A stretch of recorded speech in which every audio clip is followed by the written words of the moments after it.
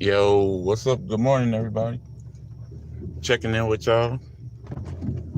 Trying to see what's going on early this morning. You don't see me backing up, bro? Calm the fuck down. Where you get your ass whooped? I hate stupid people. Good morning, y'all.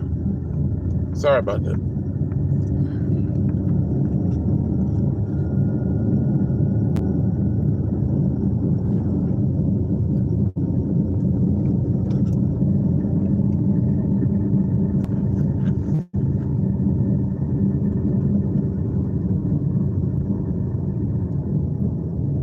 Just wanted to say good morning to everybody. Y'all probably not even up yet. Most of y'all will be on my page. You know, I thought about something last night, something real, for real. Like, you know what? Even if we find out the truth, or we get to the truth of what happened, of really what happened to Nipsey Hussle, which is a high probability of not happening. I don't think that people can stomach the truth if they find it out. It's like when JFK got assassinated, the whole world was like sad, you know, like our grandparents and other people's grandparents and other. He was like that type of person that pulled that kind of people power to be able to influence people that much where it would make a difference. Where almost 100,000 people came to his funeral for black people in years. And the only time it happened previous to that was for like big drug dealers and like, you know, people who had unsavory interests in the streets. In those particular areas, they probably received large funerals. Good morning. And I really haven't seen a funeral like Nipsey's in quite some time, meaning that a lot of people were connected to his dream. That's all it is. And in order for somebody to kill the functioning of, you have to kill the dream. You have to kill, just like, okay, so let me put it in terms of people who understand the Bible, right? Because a lot of people, y'all might not be Christians anymore, but y'all learned about stuff when I was young. So Joseph was a chosen. Joseph was a dreamer. Joseph was a child of God. His parents didn't like him that much, but they gave him what they could, right? So Joseph went out and built what he could build through his skill, with his powers, with his all of that. But no matter what Joseph accomplished, as long as Joseph had dreams that showed the people coming up and being better, he couldn't live. Good morning, y'all. So I think I'm using the right character in the Bible. Joseph had the magic coat. They buried the coat. Then they tried to send him into slavery. Yeah, that's right. So all I'm saying to y'all is, even in those times, in the biblical allegories, you had a hater. You had a group of haters. I'm sorry. You had a person who had a dream and was trying to do something with their life. And then you had somebody who tried to snuff them out. Now, in Joseph's case, it wasn't successful, right? So the same thing is with Nipsey. I'm not saying Nipsey is Joseph of the Bible or nothing like that, but I'm saying the Bible can give you give us allegorical references to certain things, like jealousy, envy. You got Judas, you know, love, you got such and such, you know, strength, you got this. But in terms of Peter, not Peter, in terms of, I just lost my train of thought. Y'all know who I just said, though. He lost they took his coat from him. All his brothers hated him, but they claimed that they loved him when he got rich. And they tried to hang him to get jobs in their life. And he recognized them immediately and he called them out. But what I'm saying to you is, I'm not saying Nipsey is in the Bible. I'm not saying none of that. I'm just saying certain things in the Bible you can look to for allegorical stories that are similar to what we go through in this life, right? And I look at it, hey, good morning, everybody. I can't really like talk long, so I'm trying to get everything out the way. Hello. So here you have a brother who's trying to come out of a hood that he once used to terrorize. Now, you look at the story of Joseph, and you put Nipsey there, it's almost exactly the same, except his brothers and sisters love him. That's the only difference. But because he joined the gang when he was young, those became his brothers and sisters for those women who do the Cripette thing. Because he gave an oath when he was like 12 or 13, that even though he loved his family, his blood family, that these people are like his brothers and sisters. So in terms of Joseph, some point in time, brothers and sisters got to show their true colors. And they did in terms of Nipsey.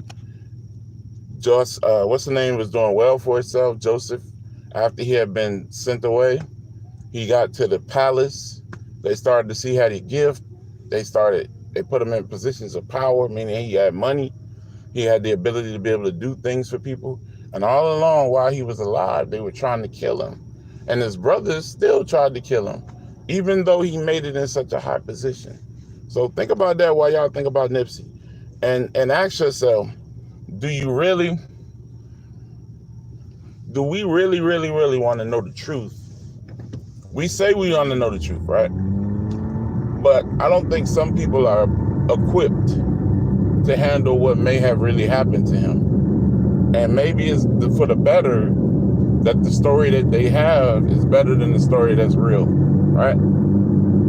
Like, you don't want to hurt yourself.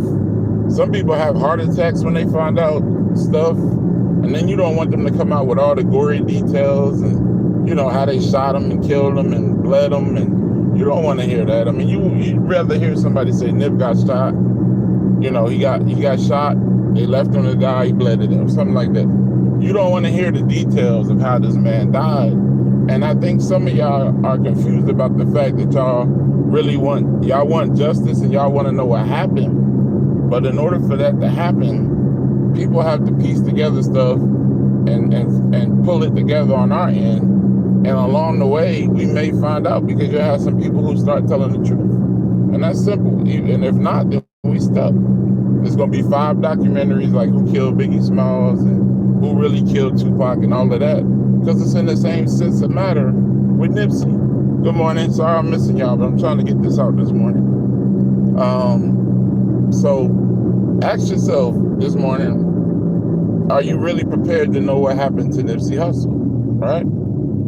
Even though you say you are you really prepared? Because if that 45-second fake video made you cry, hearing the story of what probably really happened to him is going to hurt y'all bad. And maybe, just maybe, it could be for the best that we don't really know what happened to him. We just know that somebody gets justice, and that's why they have Eric Holder, because they want to make sure we feel like we are accommodated in the question of justice. I'm really trying to talk to those who understand like I think, all right? This conversation today, this conversation right here ain't for everybody. Because people will get pissed off. How you think you don't know how I'm gonna feel, and blah, blah, blah. Let me tell y'all something. The hurt and anguish that people felt when people saw that video, that fake ass video, if y'all really knew the stories like these people is telling in the background about what really happened, the OGs and, you know, the people in LA, y'all couldn't handle that shit. Y'all don't want to hear he was tortured and shot and bled out and all that shit. Y'all want to hear that he got shot, he was taken to the hospital, he died. It's a simplistic story. Just be happy with that. I mean, I'm saying that's what they're telling us. But we want to know the details. We want to know this. We want to know that. There's no way that y'all want to see autopsy pictures of this brother, because it's going to change the magnitude of him. See, we say we want to see the stuff. Come on, bro. Come on. We say we want to give love to Nip, and we really want to know what happened. But at the end of the day, I don't think a lot of us really want to know what really happened, because you can't handle it. And I'm sorry to say that, but that's why I try to get y'all minds wider so y'all can see things bigger.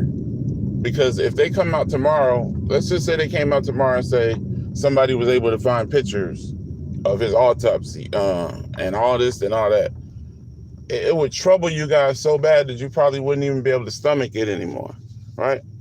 So I'm in a position where I have to, in my heart, continue to try to give y'all what y'all asking for, right?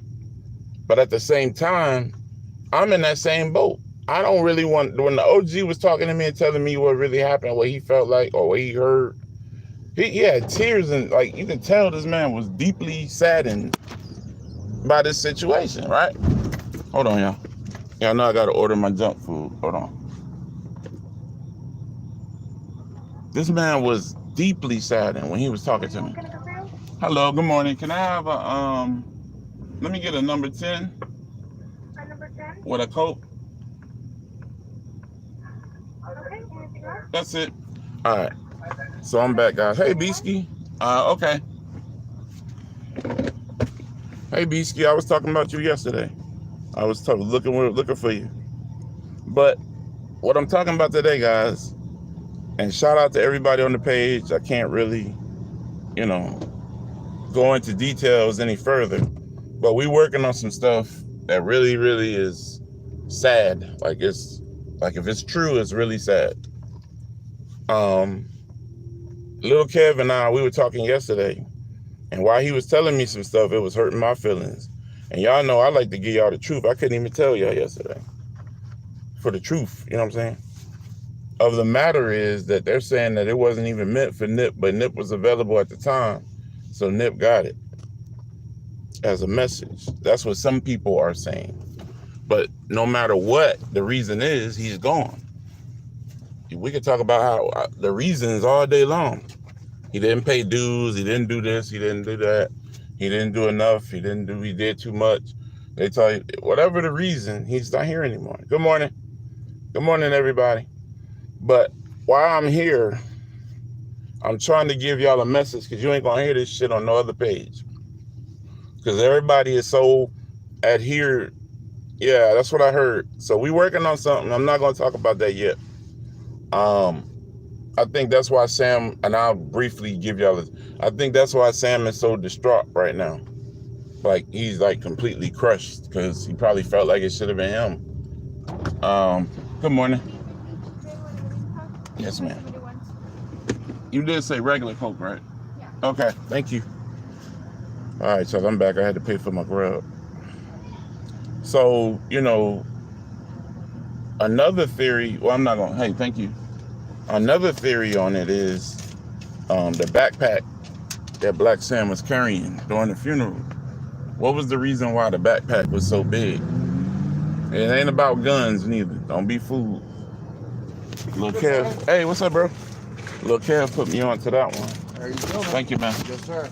You have a good day, okay? You have a good weekend, yes, man. Sir. I won't see you again till Monday. That's right. Take care. So, when the true story comes out, whenever it comes out, if I'm not the one that reported the true story, or whoever reported the true story comes out, and they get that information, whatever it is, I don't believe that a lot of people are ready to hear the truth. Like, if the 45-second video puts you into convulsions and you can't stop crying, you might not want to really hear about what people are saying really happened. It's just like when I was trying to explain to y'all the other day, like the brief synopsis of what the dude told me. Y'all was getting angry and mad. A lot of people was sad. They had to log off. So imagine if it's true, and that story does come out, that's how he died, right?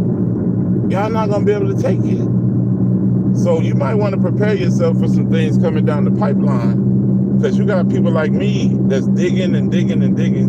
And like when you used to deal with a girl and you thought she was cheating, she said, you keep on digging, you're gonna find something. My mama used to say that, and my grandma. Keep on looking for something, you're gonna find what you don't want to find. So I think people like us are truth seekers. See, I write suspense thrillers, books, right? So it doesn't bother me so much, because I write about people that are missing, kidnapped, jury courtrooms and court trials and all of that stuff. So I'm kind of immune to all of that. You know what I'm saying? I believe you, Beasky. I believe. Good morning. Good morning. But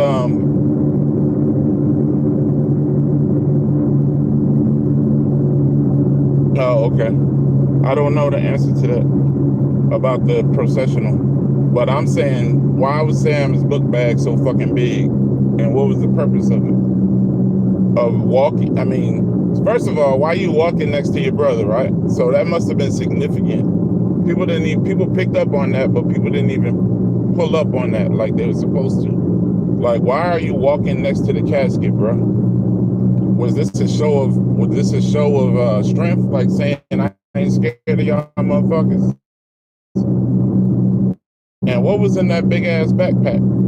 So you got to start asking questions, because I can't answer all the questions. But it's good that people go do what I do, and then they come back to the forums like these, and they say, hey, I heard such and such. I'm like, hey, I heard about that too. So let's work on that. It's like, Blue Laces. I'm still digging into that. But there's other stuff that's still going on that we have to uncover, other than Blue Laces and songs and codes that he left. But I believe he tells the story of everything in those songs. I believe Victory Lap is a full album that got codes in it to tell us what his plans were, or what he felt like was going on with his life. That's why he said it took him so long. That's why he said he put his heart and soul into it, and he had to go back and change songs a couple times. It makes sense, right? And for those who just hit me up this morning, sorry, I have kidney disease, so I have dry mouth sometimes. So I ain't trying to wipe my mouth for no reason. It's just dry mouth. Sorry about that. Yeah. I mean, you know what?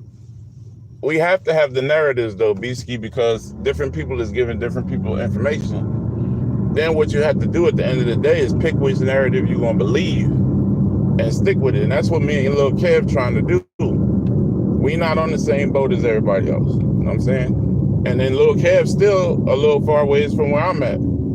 That's why we cool, because I can turn my car hard left and still be talking shit and talking about real shit and true shit going this way, and Lil Kev going straight, and he like, but we'll meet somewhere on a curb, or you know what I'm saying, along the path. We'll come back together and sit down and talk, and then we discuss everything. So shout out to my boy Lil Kev. I always try to shout him out. That man do research, man. That man be sitting behind his computer like Encyclopedia Brown. You got to respect that. Me, I just take my notebook, I got Google, and I be on YouTube, and I just go back over old stuff looking for pieces and bits, trying to piece stuff together. Now, I ain't got much longer, right? So I'm going to say this because I got to get ready. I told him to go fuck himself. I can't help the buffering, Ms. Doris. I'm sorry. I just bear with me. I'm doing the best I can before I go inside, so bear with me. Hopefully you can listen to this later and get what I'm saying. I got a message on my page the other day. I had just logged in. I had put a topic up about Nipsey. I don't remember, it's a couple days ago. Nipsey Hussle drama, such and such, whatever. So I get a message from a nigga. I get a message from a nigga that's basically telling me that Big U is not pleased with my page. So I tell him to go fuck himself. You know me. So he shot back out. I should have saved this shit, really. But I didn't want him on my page no more, and I didn't want that going on my page. As far as y'all having to see that shit. Especially if somebody threatening me or whatever. I know how y'all is, so. But it was kind of funny to me, because I'm like, damn, I only got 1,800 people. And these niggas know about me? And I think it goes back to that video that we did. We did a live like 2 weeks ago. It was one of my first live videos. And a nigga that claimed he was from the 60s was watching my video along with some friends. I don't remember his name because I blocked the nigga. But all of a sudden, like about a week later, I get this message. Now, first of all, my name is on the badge. That's where I work, right? So I don't give a fuck if you see my name badge. It's not my work information on there. And the name I use is, right, same name. I don't hide from no fucking body. And I mean that shit from the bottom of my heart.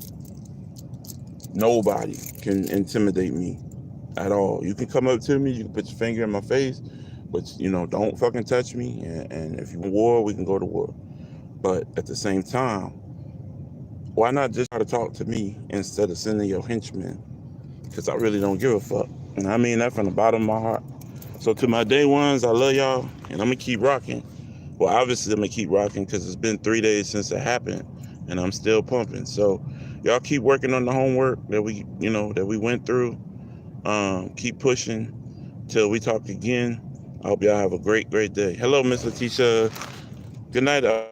And a good day, everybody. I hope y'all have a great day at work. Pray for your boy, and let's keep pushing for information.